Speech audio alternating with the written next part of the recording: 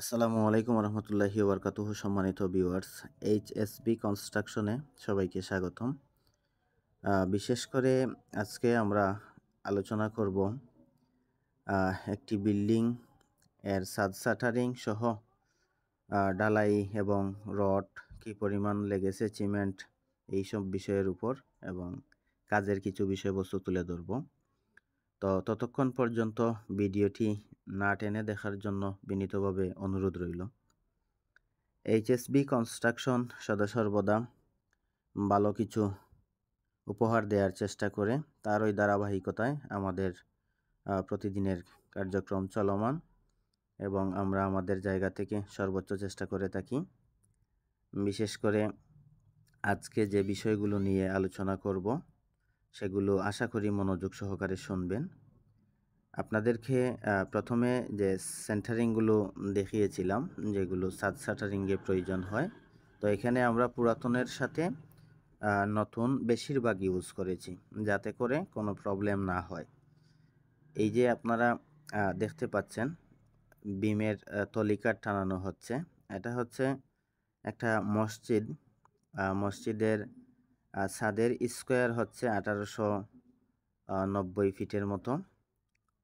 তো এখানে আমরা কি কতটুকু ব্যবহার করেছি বা কিভাবে করেছি সেগুলো বিশ্লেষণ করার চেষ্টা করতেছি। তো ততক্ষণ পর্যন্ত সাথেই থাকবেন।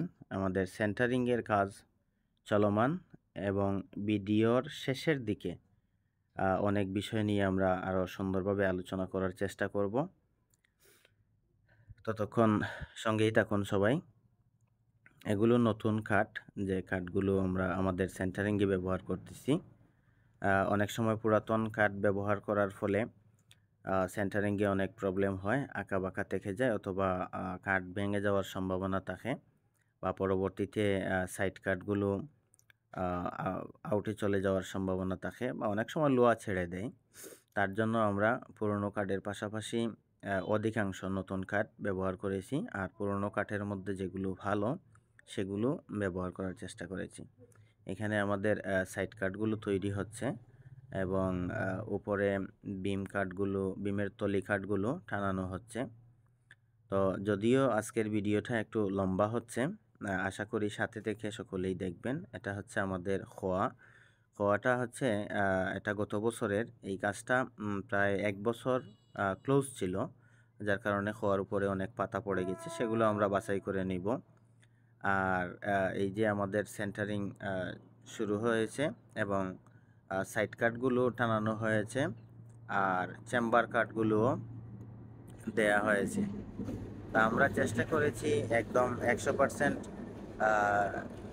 খুঁটিগুলো, যে খুঁটিগুলো আছে সে খুঁটিগুলো যেন খুব ভালোভাবে হয় এবং কোনোটা যেন অতিরিক্ত খাটো না হয় সেদিকে খেয়াল রেখেছি। তার জন্য অনেকটা খুঁটি আছে, হয়তো একটু বাঁকা রয়েছে, তবে এটা আমরা এপিট ওপিট করে দেওয়ার চেষ্টা করেছি এবং পুরনো যে খুঁটিগুলো ছিল সেগুলো আমরা বিমের সাইটে এবং তলিকাটে ব্যবহার করেছি, অর্থাৎ বিমের বটমে ব্যবহার করেছি এবং সাইটে প্রত্যেকটা রুমের সাইটে আমরা ব্যবহার করেছি, যাতে করে কোনো ধরনের প্রবলেমের সম্মুখীন হতে না হয়।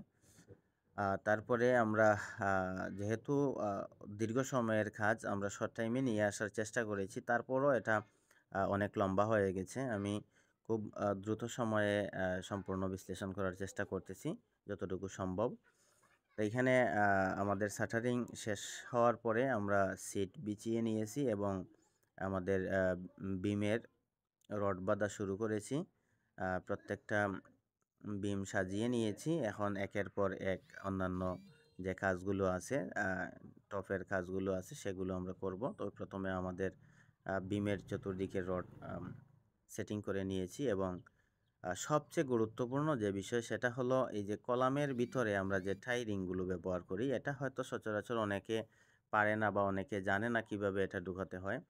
আমি এক এক করে এই বিষয়গুলো আপনাদের মাঝে উপস্থাপন করব ইনশাল্লাহ, ততক্ষণ পাশেই থাকবেন।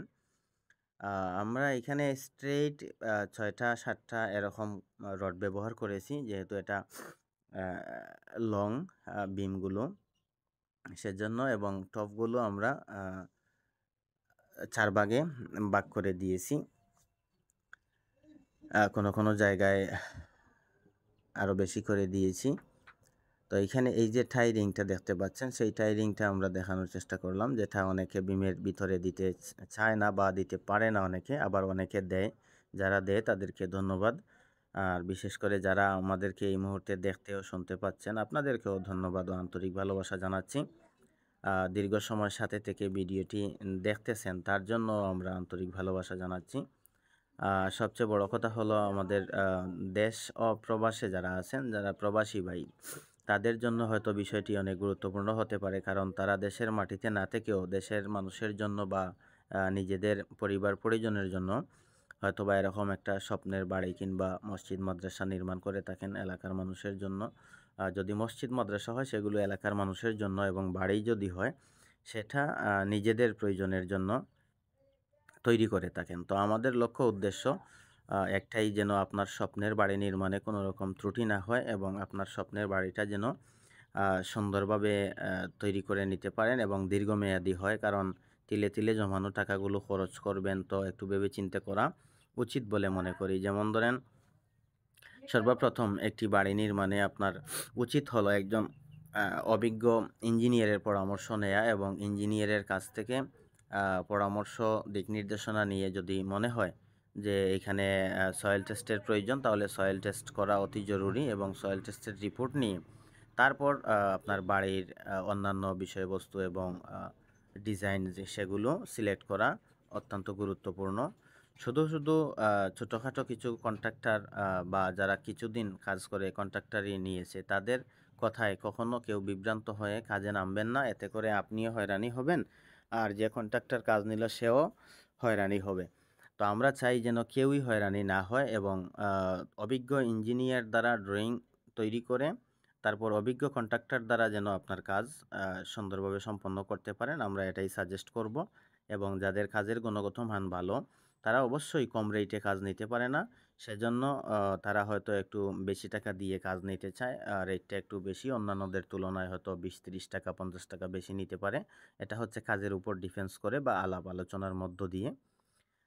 সম্পূর্ণ কাজ আলাপ আলোচনা শেষ হওয়ার পর একটা চুক্তিপত্রর মাধ্যমে বাকি কাজগুলো সেট আপ করে নিলেই হয়, যে আমাকে এতদিনের ভিতরে কাজ ডেলিভারি দিতে হবে, অথবা মালিক পক্ষ যে ঠিকাদার পক্ষের কাছে বলা যায় আমরা এতদিনের ভিতরে কাজ কমপ্লিট করব। এতে করে উভয় পক্ষের জন্য অনেকটা মানে ভালো হবে। কেন ভালো হবে?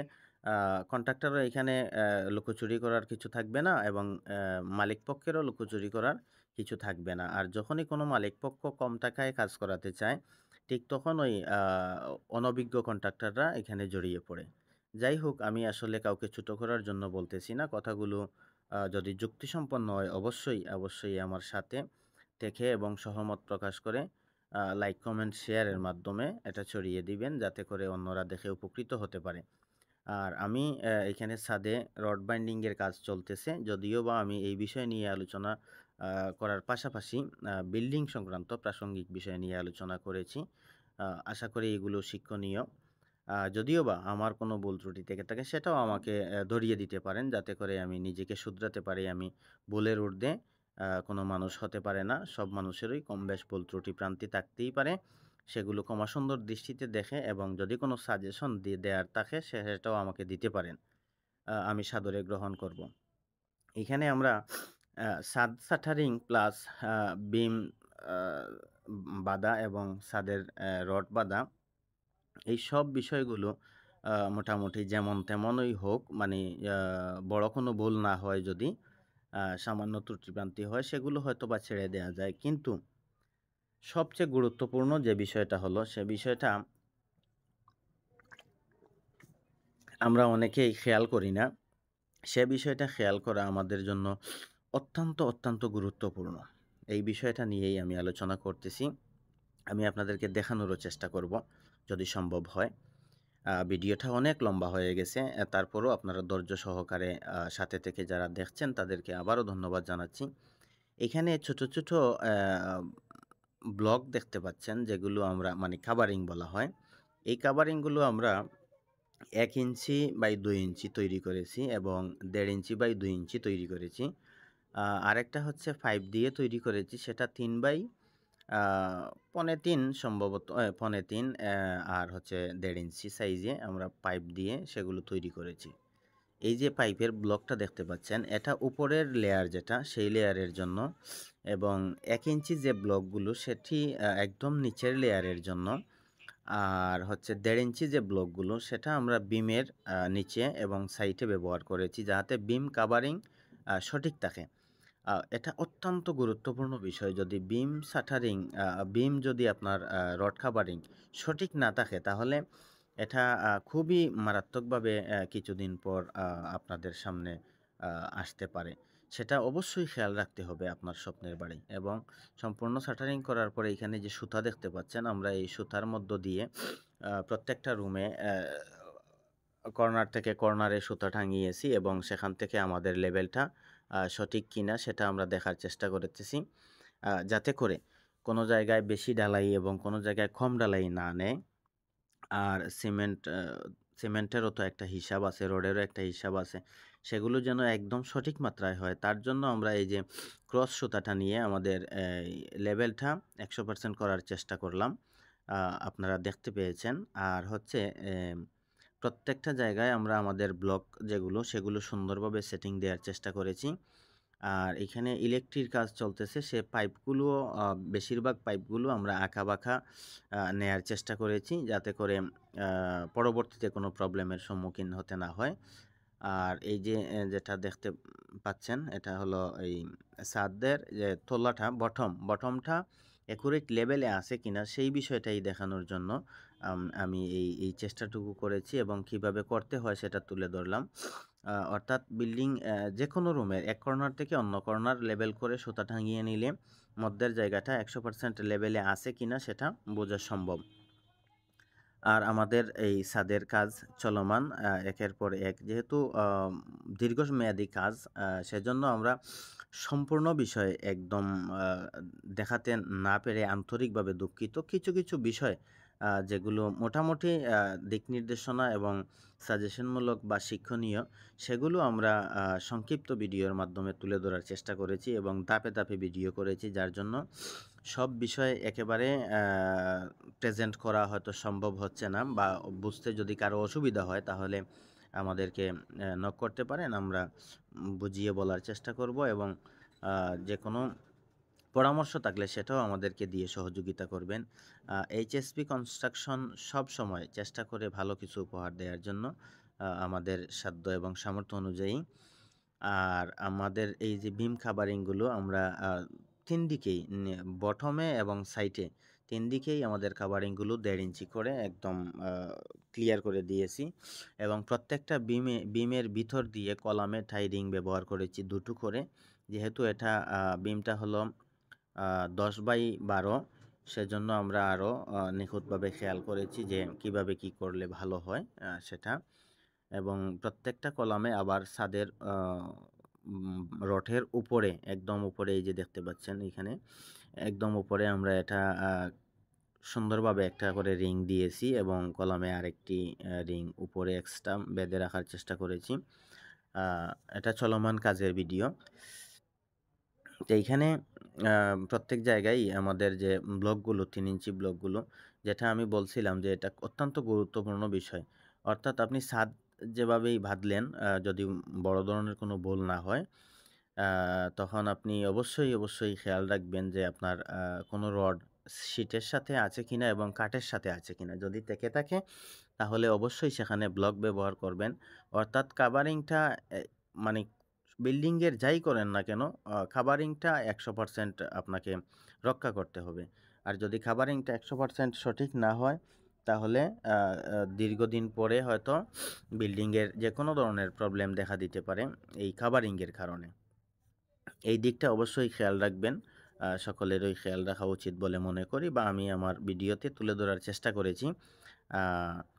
আর হচ্ছে এইখানে 1890 ফিট স্কোয়ার প্রায় এই ছাদটা। তো এই ছাদে আমরা 3.5 টনের মতো রড ব্যবহার করেছি। এখানে আরও কিছু সামথিং আছে, হয়তো 100 কেজির মতো সম্ভবত পরে এক্সট্রা নেওয়া হয়েছে। তো এই ছাদে আমরা প্রায় 3.5 টন, 3.5 ধরেন 3600 কেজি রড ব্যবহার করেছি। এখানে 250 রড আছে, তারপরে 500 রড আছে, 300 আছে, 400 আছে। সব মিলিয়ে আমরা প্রায় 3600 কেজি রড ব্যবহার করেছি। আপনি চাইলে আরেকটু বেশিও করতে পারেন, আবার আরেকটু কম দিয়েও করতে পারেন। এটা অবশ্যই কাজের সাথে সম্পর্ক রেখে একটু 19-20 হতে পারে। এটা স্বাভাবিক বিষয়, এটা অস্বাভাবিক কিছু না। তো দীর্ঘ সময় আলোচনা করতেছি এবং আমার কথাগুলো আপনারা মন দিয়ে শোনার জন্য আবারও আন্তরিক ধন্যবাদ ও কৃতজ্ঞতা জানাচ্ছি, এবং ভিডিওটি না টেনে পুরো সময় ধরে আমার সাথে থাকার জন্য মোবারকবাদ জানাচ্ছি। এইচএসবি কনস্ট্রাকশনের পক্ষ থেকে কৃতজ্ঞতা জানাচ্ছি। আর আমাদের এই ভিডিওটি যদি ভালো লাগে তাহলে অবশ্যই লাইক, কমেন্ট, শেয়ারের মাধ্যমে অন্যকে দেখা ও বোঝার সুযোগ করে দিবেন। এখানে দেখতে পাচ্ছেন এখন আমরা ঢালাইয়ের কাজ শুরু করে দিয়েছি। ঢালাইটা আমরা একদিনেই কভার করব, অর্থাৎ প্রত্যেকটা ছাদই একদিনে কভার করা হয়। এখানে গ্রামের অত্যন্ত গণ্যমান্য মুরব্বিয়ান এবং মসজিদ কমিটি উপস্থিত রয়েছেন, এবং তারা অসংখ্য ধন্যবাদ আর কৃতজ্ঞতা জানিয়েছেন আমাদের কাজের উপর সন্তুষ্ট হয়ে। তো আমরা ঢালাইয়ের কাজ শুরু করে দিয়েছি। আর এইখানে সিমেন্টের সংখ্যাটা এটা হচ্ছে 195 এর মতো, 195 ব্যাগের মতো এইখানে ইউজ করা হয়েছে। আর খোয়া যতটুকু প্রয়োজন ততটুকু, এবং বালি যতটুকু প্রয়োজন ততটুকু দেয়া হয়েছে। আর আমরা আমাদের কাজটা স্বয়ংসম্পন্নভাবে মহান আল্লাহ তাআলার অশেষ মেহেরবানিতে সম্পন্ন করতে পেরেছি। আমি পুরোটাই দেখানোর চেষ্টা করতেছি কম বেশ। হয়তো সবটা একসাথে দেখাতে পারি নাই, কিন্তু ধাপে ধাপে ভিডিও কালেকশন করে আপনাদেরকে দেখানোর চেষ্টা করতেছি। আসলে অত্যন্ত গুরুত্বপূর্ণ এই বিষয়গুলো, আমরা অনেকেই জানি না বা জানার চেষ্টা করি না। এগুলো জানা সবার প্রয়োজন, কারণ কন্ট্রাক্টররা অনেক সময় বিভিন্ন ধরনের কৌশল ব্যবহার করে থাকে, যেটার মধ্য দিয়ে কন্ট্রাক্টরদের একটু প্রফিটের জন্য আপনার স্বপ্নের বাড়িটা অনেকে ধ্বংস করে দিতে চায়। তো এটা আসলে সে জেনে করে না জেনেই করে, কারণ মনে করে যে এখানে রড কাভারিংটা এত গুরুত্বপূর্ণ না। এটা মনে করার কারণেই এই সমস্যাগুলো পরবর্তীতে দেখা দেয়। আপনি দেখবেন কিছুদিন পরে ছাদ থেকে অনেক সময় দেখবেন মশলার টুকরো ছুটে নিচে পড়ে যায়। এই কাজটা হয় শুধুমাত্র রড কাভারিংটা 100% না দেওয়ার কারণে এই কাজটা হয়। তো যাই হোক, মানে রডের কাভারিংটা 100% দেওয়ার চেষ্টা করবেন, এবং যে কোনো বিষয়ে যদি আপনি অনভিজ্ঞ হন এবং জানতে ইচ্ছুক হন, তাহলে অবশ্যই অভিজ্ঞ ইঞ্জিনিয়ার কিংবা অভিজ্ঞ কন্ট্রাক্টরের পরামর্শ নিতে পারেন। তবে বিশেষ করে অভিজ্ঞ ইঞ্জিনিয়ারের পরামর্শ নিয়েই কাজটুকু করলে বেস্ট হয়। আর অভিজ্ঞ কন্ট্রাক্টর থাকলে তো কথাই নেই, আপনার কাজটা ইঞ্জিনিয়ার কন্ট্রাক্টর মিলে সুন্দরভাবে করতে পারে। যাই হোক, আমরা শেষ অধ্যায় চলে এসেছি। ছাদে গ্যারোটিন দেওয়ার আগে অনেক সময় আমরা এগুলো করি না, বা অনেক কন্ট্রাক্টর মিস্ত্রিরা এগুলো করে না। ছাদে গ্যারোটিন দেওয়ার আগে, যেটা যদি আপনার ছাদটা যেমন আর আপনি দ্বিতীয় তলা এখন করবেন না, এটা কয়েক বছর পরে করবেন, তখন অবশ্যই আপনাকে গ্যারাটিন দিতে হবে, অর্থাৎ সিমেন্টের লেপ দিতে হবে। সেজন্য প্রথমেই এটাকে পানি দিয়ে ভিজিয়ে নিতে হবে এবং সিলে নিতে হবে। ধন্যবাদ সবাইকে, ভালো থাকবেন।